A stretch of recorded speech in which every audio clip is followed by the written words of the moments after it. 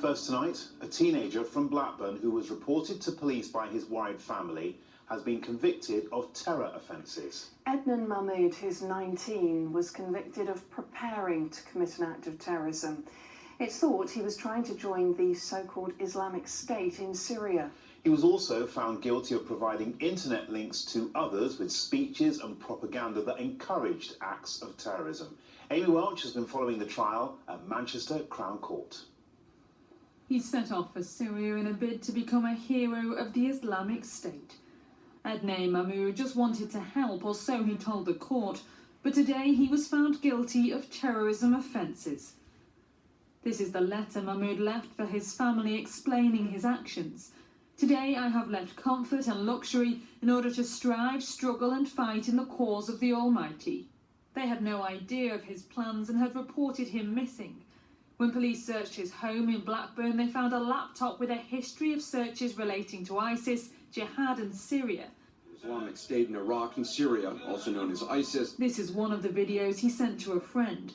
News clips and other footage edited together in a way which promotes ISIS as unstoppable. Mahmoud downloaded one video of a British hostage being beheaded and another of Salford aid worker Alan Henning kneeling on the ground. All while planning a trip to Syria which wouldn't arouse suspicion. On the 18th of September, Mahmoud boarded a flight from Manchester to Bulgaria. From there he took a bus to Istanbul and continued by bus to Ankara in Turkey and then to Urfa, a town close to the Syrian border. But his calls for help crossing that border came unanswered, and his brothers persuaded him to return home. Mahmoud told the court it had been all talk and was the most stupid thing he'd ever done. I think there's some element of almost brainwashing to it as well. You take vulnerable people and then you have a kind of a series of things that happen to them. And it's very easy then to kind of trick them into believing something that's not necessarily true. The reason that we do look for people that are trying to travel to Syria and join ISIS or promote or distribute extremist material is because they're a danger to the public.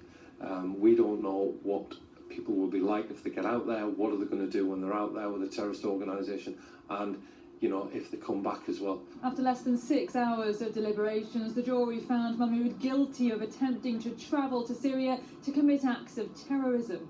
He was also found guilty of 2 counts of providing internet links to others with speeches and propaganda which encouraged acts of terrorism.